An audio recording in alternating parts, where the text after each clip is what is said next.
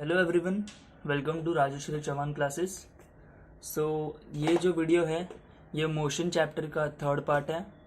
अगर आपने first two parts नहीं देखे तो प्रीवियसली वो देख लीजिए, फिर आपको कॉन्सेप्ट और अच्छे से समझेगा। तो आज हम स्टार्ट कर रहे हैं सॉल्ट एग्जाम्पल्स से। सो सॉल्ट एग्जाम्पल्स में बेसिक जो फार्मूलाज हमने रिवाइज किए थे उसके ऊपर ही बेस्ड है, सब इजीली सब सॉल्व हो जाएगा। Example 1, an athlete is running on a circular track. He runs a distance 400 metre in 25 seconds. तो अभी आप जो ये सॉल्व एग्जाम्पल सब पढ़ते हो तो आपको क्या ध्यान देना है, जहाँ नंबर्स दिख रहे हैं और फिर उनका यूनिट क्या है, जैसे कि यहाँ मीटर है तो ये डिस्टेंस में है ना, और बाद में ये सेकेंड्स है, मतलब ये टाइम में है। ओके, ऐसे आपको नोटिस करना है और ऐसे पेंसिल से मार्क करना है। So before returning to his original position, what is his average speed and velocity. कि हमें फाइंड करना है एवरेज स्पीड एंड वेलोसिटी। तो इसके लिए हमें हमारे पास फॉर्मूला है average speed is equal to total distance covered upon total time taken.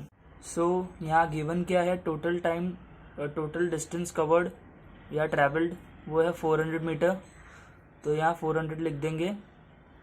और जो टोटल टाइम टेकन है वो क्या है 25 सेकेंड्स, सो इसीलिए 25 सेकेंड्स लिखेंगे। और फिर जब आप इसको डिवाइड करोगे तो यहाँ आएगा 16। ओके, तो 16 मीटर सेकेंड्स कैसे आया, उसके लिए मैंने आपको प्रीवियस वीडियो में बताया था कि अभी जो यहाँ 400 मीटर्स है और ये 25 सेकेंड्स है, तो इसीलिए डिवीजन में है ना, इसीलिए मीटर स्लैश सेकेंड लिखा। ओके, ये ध्यान में रखना है आपको। और एवरेज वेलोसिटी के लिए फॉर्मूला क्या है, total displacement upon total time taken. तो अभी यहाँ पे आप जब नोटिस करोगे, एक एथलीट जब एक सर्कुलर पाथ में घूमेगा तो वो एक पॉइंट से फुल एक पॉइंट पे से पहले ट्रैवल करेगा ना, स्टार्ट करेगा जब, तो वो सर्कल में आने के लिए, एक सर्कल कंप्लीट करने के लिए वो फिर से वो पोजीशन पे आएगा। सर्कल कब होता है, जब आप इनिशियल एक पोजीशन से फिर से रिटर्न वही प्लेस पे आते हो, तो इसीलिए सर्कल यहाँ हुआ। तो उसका क्या हो गया, अपना जो वेलोसिटी है वो क्या हो गया, ज़ीरो। बिकॉज वेलोसिटी का वही फंडा है ना कि आप जब एक पोजीशन से एक सर्टेन डिस्टेंस पे जाके फिर से इनिशियल पोजीशन पे आते हो तो आप अपना वेलोसिटी होता है ज़ीरो। ठीक है, तो इसीलिए यहाँ पे आया ज़ीरो। और टोटल टाइम टेकन क्या है, वो है 25 सेकेंड्स, इसीलिए 25 सेकेंड्स लिखा। और एज इट इज़ यहाँ पे भी मीटर्स है और यहाँ पे सेकेंड्स है, इसीलिए मीटर बाय सेकेंड्स आ गया। तो आई होप आपको ये दोनों समझा कैसे सॉल्व हुआ। हमें सेकेंड एग्जांपल दिया है, an aeroplane taxies on the runway for 30 seconds with an acceleration of 3.2 metre second square. मतलब यहाँ पे एक एरोप्लेन है, वो अभी जब एरोप्लेन एक इनिशियल स्टेट में होता है, जब वो फ्लाई करना चाहता है, मतलब फ्लाइट ले रहा है, तब क्या होता है, टैक्सेस मतलब वो मूव हो रहा है ऑन द रनवे, जो उसका एरिया होता है जहाँ से वो फ्लाई होता है। तो वहाँ पे हमें मिल गया है time which is what 30 seconds and with an acceleration of 3.2 metre second square. ये इसका जो एक्सेलरेशन है वो क्या हो रहा है, 3.2 मीटर्स कवर कर रहा है सेकेंड्स में before taking of. How much distance will it have covered on the runway. तो अभी हमें देखना है कि रनवे में उसने कितना डिस्टेंस कवर किया है। तो अभी हमें जो न्यूटन के 3 लॉ है उसमें से एक सिलेक्ट करना है, तो हम कैसे करेंगे। अभी हमें यहाँ पे पता है एक्सेलरेशन, हमें पता है टाइम, और इनिशियल वेलोसिटी भी पता है विच इज़ व्हाट ज़ीरो, क्योंकि एक इनिशियल स्टेट में था वो, बाद में उसने स्टार्ट किया है ना। इनिशियली सब हर एक ऑब्जेक्ट का इनिशियल वेलोसिटी होता है ज़ीरो। ओके, और जो हमें यहाँ पे डिस्प्लेसमेंट चाहिए, हमें डिस्प्लेसमेंट चाहिए ना, कितना डिस्टेंस उसने कवर किया, विच इज़ व्हाट डिस्प्लेसमेंट, वो हमें फाइंड करना है। तो इसीलिए हमें अभी ये फॉर्मूला लेना है, displacement is equal to u t plus 1/2 a t square. तो हम जब ये फॉर्मूला यहाँ पे लिखेंगे पहले, फिर उसके अंदर क्या करेंगे, वैल्यूज़ पुट ऑन करेंगे। तो हमने वैल्यूज़ पुट ऑन किए, यू का क्या वैल्यू है, ज़ीरो इनिशियल वेलोसिटी का, time is what 30 plus 1/2 A is what 3.2 और टी इज़ व्हाट 30 विच 30 का क्या है स्क्वायर, इसीलिए 30 का स्क्वायर। हम जब ये पूरा मल्टीप्लाई करेंगे तो हमें क्या मिलेगा 1440 मीटर। ओके, तो ये नोट करो, this is what distance that have covered. तो moving to the next part, a kangaroo can jump 2.5 metres. तो ये क्या है, उसका मीटर डिस्टेंस कवर्ड किया है उसने vertically. What must be the initial velocity of kangaroo. तो अभी इसका इनिशियल वेलोसिटी हमें ढूंढना है। तो अभी हमें यहाँ पे A acceleration is what 9.8 metre square. तो अभी ये क्या है 9.8 मीटर स्क्वायर, ये है अर्थ का ग्रेविटी। अब जब आप इनिशियली एक ग्राउंड पे रहोगे और आप जंप करते हो, तो आप क्या करते हो with respect to the gravity आप जंप करते हो। ओके, अपोजिट जाते हो ना आप ग्रेविटी के, तभी जंप कर पाते हो, पर ग्रेविटी के पुल की वजह से फिर से आप ज़मीन पे आ जाते हो।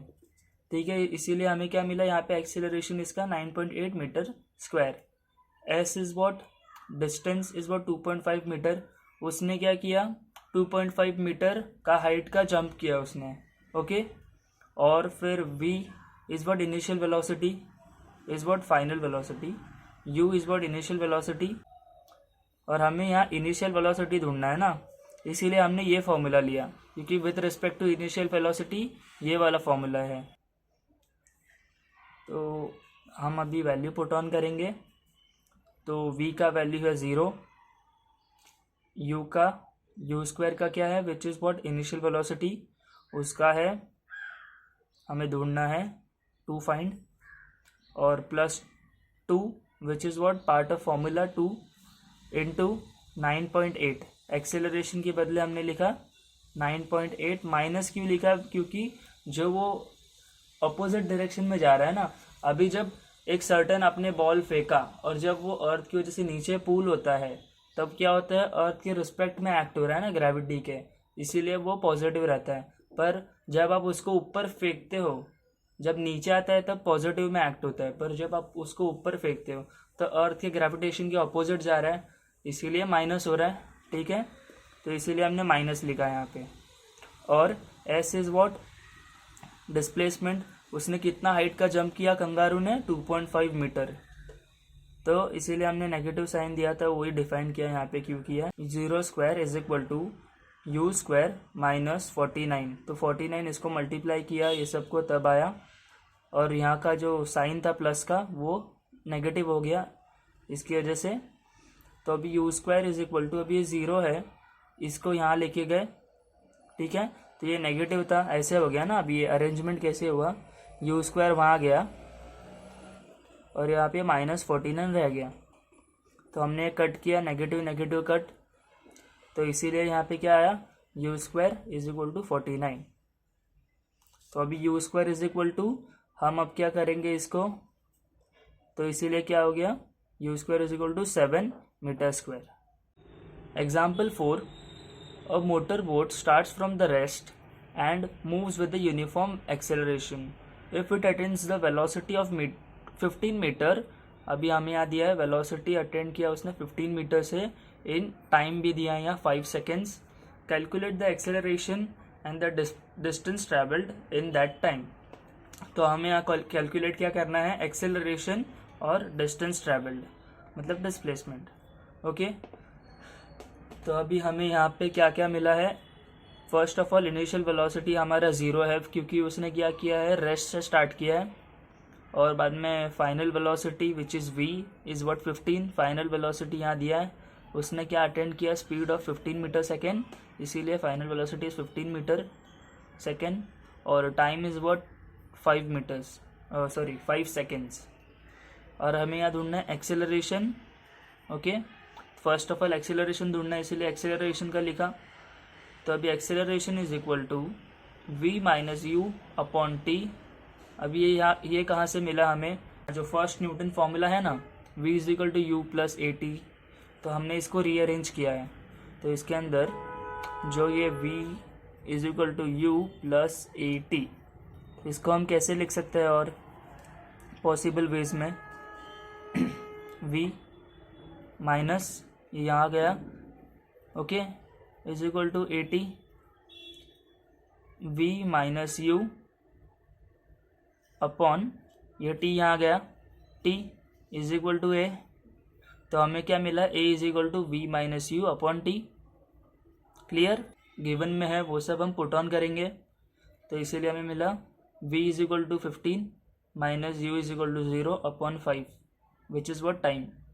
तो हमें सिंपली यहाँ पे 5 1 ज़ा 5, 5 3 ज़ा 15, तो हमें क्या मिला 3 मीटर स्क्वायर।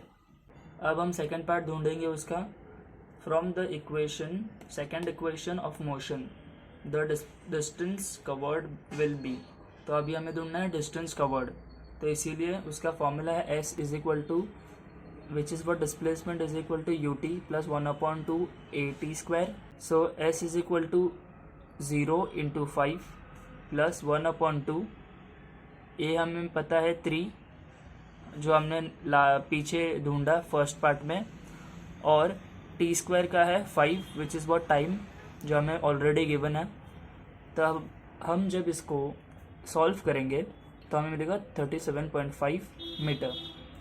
ये बहुत सा बेसिक सा है, देखो ना, 0 इंटू 5 इज़ वॉट 0 प्लस 1/2। तो हम क्या करेंगे, पहले इसको करेंगे 525 इंटू, इनको दोनों मल्टीप्लाई करके फिर डिवाइड करेंगे। देखो इन्होंने भी यही किया है, इसका जो प्रोडक्ट था वो क्या था 75 और डिवाइडेड बाय 2, तो इसको जब हम डिवाइड करेंगे तो क्या आएगा 37.5 metre. Newton's first law of motion. So इसके अंदर balanced and unbalanced force describe किए हुए हैं। You must have played tug of war. So tug of war basically आपने स्कूल में खेलते होंगे कभी, या फिर देखा तो होगा एटलीस्ट। उसमें क्या होता है, एक रोप होता है और उसको दो साइड से इक्वल लोगों ने ऐसे मतलब पुल करते हैं, तो उसके अंदर स्ट्रेंथ देखते हैं कि किसका ज़्यादा है, कौन से साइड का ज़्यादा है स्ट्रेंथ। तो उसमें क्या पता चलता है आपको कि जो साइड से फोर्स ज़्यादा है, मतलब जो साइड से जो पुलिंग फोर्स है वो ज़्यादा है, वो साइड ऑब्वियसली विन होगा। Okay, so long as the force applied by the both the side are equal, it is what balanced. The center of the rope is the static in spite of the application force. On the other hand, when the applied force becomes unequal, so अब जब equal है तो क्या होगा, balanced होगा। मतलब क्या, equal force दोनों साइड से पुल हो रहा है तो क्या होगा, बैलेंस होगा। पर जब अनइक्वल फोर्स हो जाएगा, मतलब एक साइड बहुत वीक लोग हैं और अदर साइड क्या है, स्ट्रांग लोग हैं, मतलब जो जिम जाते हैं, तो उससे क्या होगा कि अनइक्वल हो जाएगा, वन साइड टीम हो जाएगा। तो उसकी वजह से जो स्ट्रांग है वो पुल इजीली कर लेंगे, तो उसके वजह से वो क्या हो रहा है, अनबैलेंस हो रहा है ना, तो इसीलिए अदर साइड जीत रही है। A net force gets applied in the direction of the greater force and the centre of the rope shifts in that direction. इसीलिए क्या होगा, सेंटर ऑफ द रोप जो विन या लूज डिक्लेयर करता है वो क्या होगा, जिस साइड पे जाएगा वो विन हो जाएगा। तो इसीलिए वही एग्जांपल से बता रहे हैं कि जो ग्रेटर फोर्स है वो साइड में रोप शिफ्ट हो जाएगा। एन ऑब्जेक्ट, तो अब ये मेन डेफिनेशन है Newton's first law of motion का, तो आप मार्क कर लीजिए इसे। An object continues to rest, remains to rest और in the state of the uniform motion along a straight line unless an external unbalanced force act on it। तो अभी एक ऑब्जेक्ट जो रेस्ट पोजीशन में है, मतलब उसको कोई मोशन है ही नहीं, तो वो रेस्ट में तब तक रहेगा जब तक उसको कोई एक्सटर्नल फोर्स अप्लाई नहीं होता। जैसे कि एक आप काम कीजिए, एक बॉल आप लीजिए और उसको ग्राउंड पे रखिए, तो अभी स्लोपी एरिया होगा तो वो मूव होगा, पर एक प्लेन एरिया होगा वहाँ रखिए और आप ऐसे रख के देखिए, ऑब्जर्व कीजिए उसे कि वो मूव हो रहा है, वो नहीं होगा, क्योंकि that is what a stationary object जिसको कोई फोर्स अप्लाइड नहीं है। पर एज सुन एज आप उसको किक कीजिए या टच कीजिए, ओके, तो उससे क्या होगा, एक छोटा सा प्रेशर भी दोगे ना तो एटलीस्ट वो एक मूवमेंट करेगा। तो वो क्यों हो रहा है, क्योंकि उसको एक एक्सटर्नल फोर्स अप्लाई हो रहा है, एक अनबैलेंस्ड फोर्स एक्ट हो रहा है उसके ऊपर, इसकी वजह से वो मूव हो रहा है। तो ये है definition of the first law of motion. An object continues to rest or in a state of a uniform motion along a straight line unless an external force acts on it. When an object is at rest or in a uniform motion along a straight line, it does not mean that no force is acting on it. Actually, there are a number of forces acting on it, but they cancel one another so that the net force is zero. Newton's first law explains that phenomenon of the inertia, i.e., the inability of an object to change its state or the motion of its own, is also explains the unbalanced force which causes a change in the state of an object at the rest or in the uniform motion. At instance of inertia are the examples of the Newton's first law of motion. तो momentum का एक simple देख सकते हैं example daily life में. इस definition से ही पता चलता है कि effect of one object striking another object depends on both the mass and the former object and its velocity. मतलब एक ट्रक को ले लीजिए या फिर एक कार को, तो आप देखोगे तो सपोज उनका वेट सेम है पर उनका जो मास है वो डिफरेंट है. तो जब एक दूसरे स्ट्राइक होंगे तो इम्पैक्ट किसका ज़्यादा होगा? ट्रक का ही होगा, बिकॉज उसका क्या है, मास ज़्यादा है. ओके और वेलोसिटी सेम होगा पर मास डिफरेंस है, इसीलिए क्या हो रहा है, इम्पैक्ट ट्रक का ज़्यादा हो रहा है. तो दिस इज़ व्हाट मोमेंटम. तो मोमेंटम को ज़्यादा डीपली डेफिनेशन वाइज देखिए मत, इसका आपको मैं ये फॉर्मूला बता देता हूँ और वो एक्सप्लेनेशन करता हूँ, वो इम्पॉर्टेंट है. Momentum is denoted by p. Momentum is the product of a mass and the velocity of an object. तो हम इसे सिंपली लिख सकते हैं P which is what momentum is equal to mass into velocity. क्यों velocity हमने multiply क्यों किया यहाँ पे मास और वेलोसिटी को? Because momentum is the product of the mass and velocity. एक ऑब्जेक्ट का जो प्रोडक्ट, एक ऑब्जेक्ट का मास और वेलोसिटी का वो मोमेंटम इज व्हाट प्रोडक्ट, मतलब मल्टीप्लिकेशन. तो momentum is a vector quantity. The rate of a change of a momentum is proportional to the applied force and the change of a momentum occurred in the direction of the force. Suppose an object of a mass m has an initial velocity u. When a force F, force को हम denote करते हैं F से, is applied in the direction of its velocity for the time t, its velocity becomes v. The initial momentum of the object is what?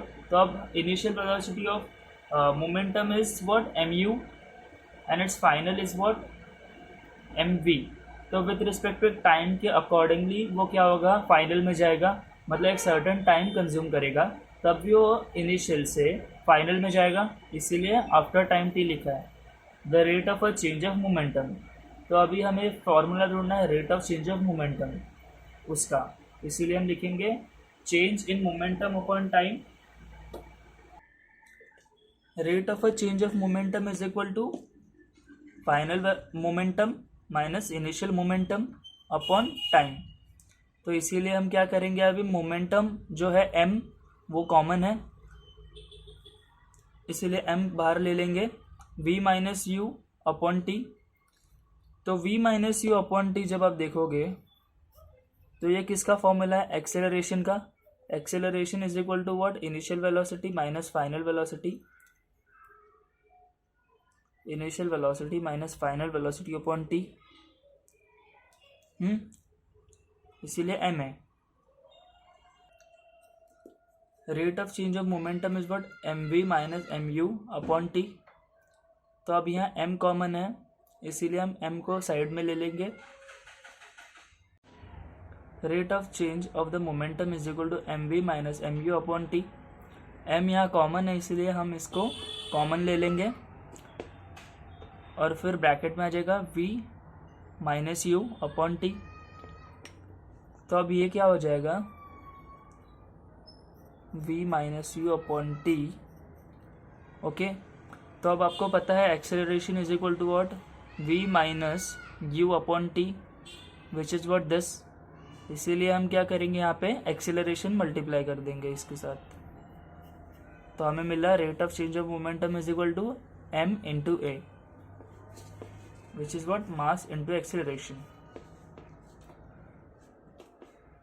According to Newton's second law of motion, the rate of the change of momentum is proportional to the applied force.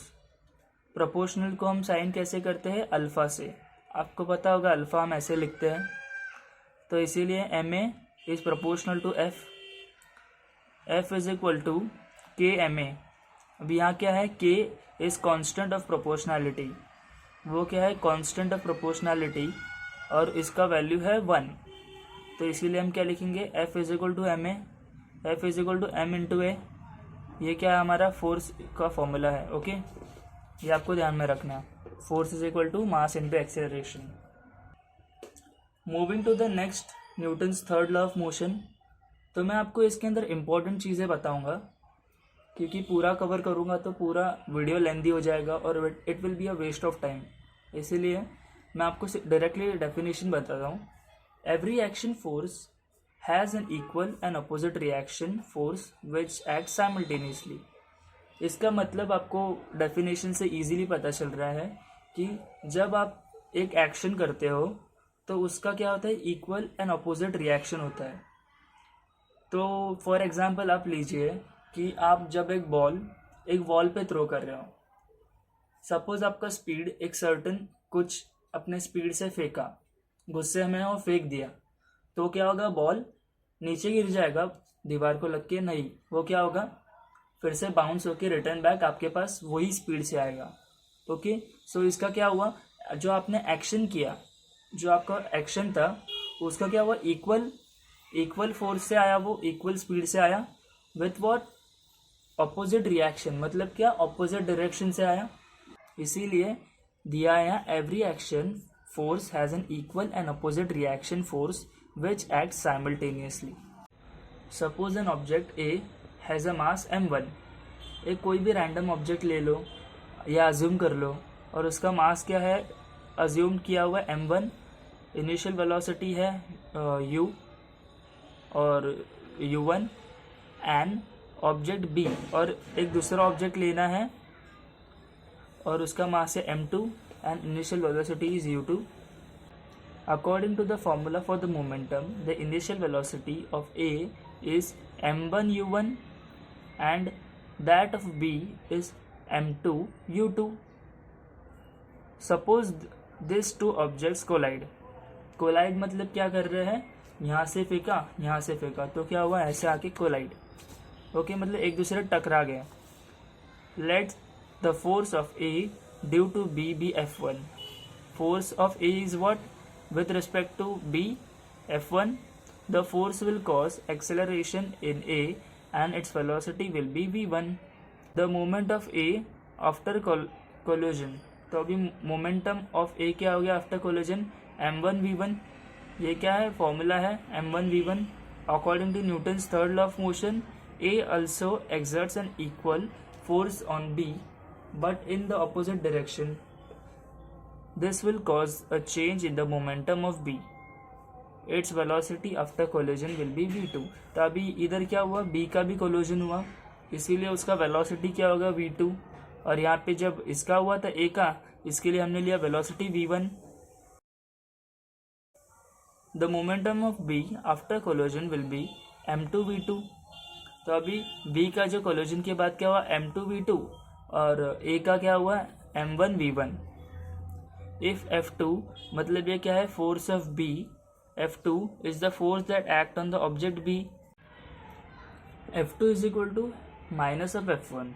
तो अभी यहाँ minus of F1 क्यों आया, क्योंकि for example मैं आपको बताता हूँ। देखो, एक यहाँ बॉल है, एक यहाँ बॉल है, ठीक है, इसका मास m1 है, इसका मास m2 है, इसका velocity is what, initial u1 और इसका है u2। फोर्स है विच इज़ व्हाट, F1, इसका फोर्स है F2।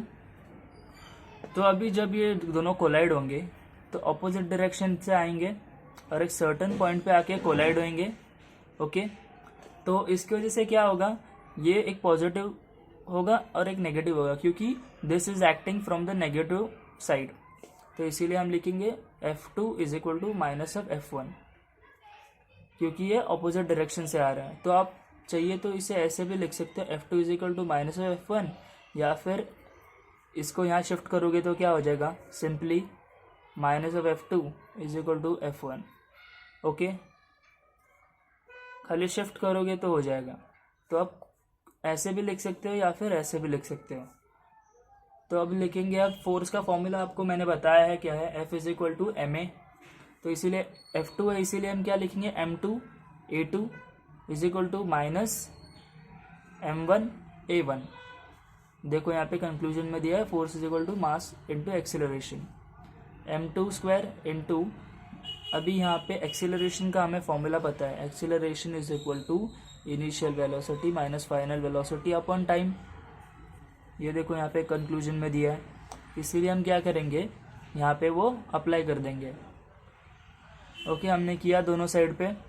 सिंपली जो ये दो थे इसके यहाँ हमने क्या किया, फॉर्मूला अप्लाई पुट किया। तो अभी यहाँ पे टाइम जो कांस्टेंट है इसको हमने कट कर दिया। हमारे पास क्या बचा, ये M2 into v square minus u square is equal to minus of M1 into V1 minus U1। ओके, तो अब हम क्या लिखेंगे, M2 V2 माइनस, मल्टीप्लाई हो गया ये ब्रैकेट के अंदर, तो ये इससे मल्टीप्लाई, ये इससे मल्टीप्लाई। ओके, देखो simply M2 V2 minus M2 U2 is equal to minus of M1 V1, और ये क्या हो गया, माइनस माइनस प्लस, और ये यहाँ पे मल्टीप्लाई हो गया M1 V1 U1। तो अब यहाँ क्या हो गया, M2 V2, जो ये V2 था उसका V1 साथ में आ गया, जो सेम फैक्टर्स है उसको साथ में ले लिए इन लोग ने। तो यहाँ पे नेगेटिव था वो यहाँ पे आके हो गया पॉजिटिव, यहाँ पे आके पॉजिटिव। ओके, और ये जो M1 U1 था उसके साथ आ गया M2 U2, ये यहाँ पे नेगेटिव था वो आके यहाँ पे हो गया पॉजिटिव, इसीलिए हमें ये लास्ट में इक्वेशन मिला। The magnitude of the total final moment is equal to what, the magnitude of total final momentum, ये फाइनल मोमेंटम है ना, ये देखो v square is equal to what, the magnitude of the total initial momentum, initial momentum V1 U1 sorry. तो इसीलिए हमें पता चल गया अभी कि magnitude of final momentum is equal to magnitude of the total initial momentum. हमें ये पूरा सॉल्विंग से ये पता चला, ये कंक्लूड हुआ। Thus if no external force is acting on the two object then their total initial momentum is equal to their total final momentum. तो हमें ये कंक्लूड हो गया, हमें पता चल गया कि अगर एक्सटर्नल फोर्स एक्ट नहीं कर रहा तो क्या होगा, उसका इनिशियल मोमेंटम वो इक्वल होगा उसके फाइनल मोमेंटम से। This state is true for any number of object, मतलब ये स्टेटमेंट जो है ये वाला, this is true for any number of object, कोई भी कितने भी नंबर ऑफ ऑब्जेक्ट्स के लिए, मतलब जितने भी नंबर्स ऑफ ऑब्जेक्ट होंगे उसके लिए क्या स्टेटमेंट ट्रू है। When no external force act on two interacting objects their total momentum remains constant, it does not change। so ये इतना पार्ट है वो इम्पोर्टेंट नहीं है। when two objects collide the total momentum before collision is equal to the total momentum after collision।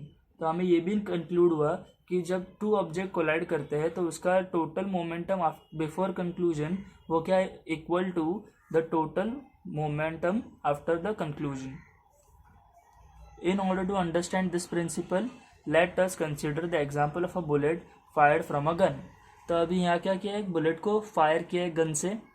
When a bullet of a mass M1, तो अभी यहाँ एक बुलेट को कंसिडर करके उसका मास M1 दिया है, is fired from a gun of a mass M2, its velocity become V1 and its momentum become M1 V1। तो ये फॉर्मूला के अकॉर्डिंग हमें मिला M1 V1, its momentum become M1 V1। Before firing the bullet, both the gun and the bullet are at the rest and hence the total initial momentum is 0। तो अभी यहाँ पे जब फायर ही नहीं किया था तो यहाँ क्या था, कोई एक्शन हुआ नहीं था, मोमेंटम हुआ नहीं था, इसीलिए उसका जो इनिशियल मोमेंटम था is what 0। According to the above law the total final momentum also have to be 0। thus the forward moving bullet causes the gun to move back। तो अब जब एक फायर करते हो आप गन से एक बुलेट को, तो क्या होता है, मोमेंटम की वजह से, मतलब उसका जो फोर्स होता है ना बुलेट का, जो गन जो बुलेट बाहर निकलता है जब, तो उससे क्या होता है, गन का जो जिसने होल्ड किया रहता है उसका हैंड पीछे जाता है वो फोर्स की वजह से. The forward moving bullet causes the gun to move back after firing. This backward motion of a gun is called its recoil. तो इसे क्या बोलते हैं हम, रिकॉइल. जब एक गन से आप बुलेट फायर करते हो और आपके जो मोमेंट होता है गन का, बैकवर्ड मोमेंट, तो उसको क्या बोलते हैं, रिकॉइल.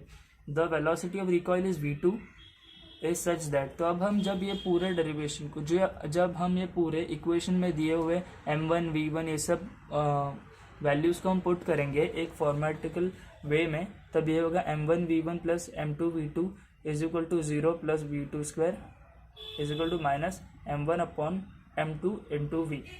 नेक्स्ट पार्ट में मैं आपको सॉल्व्ड एग्जाम्पल्स और आंसर्स दूंगा. Thanks for watching.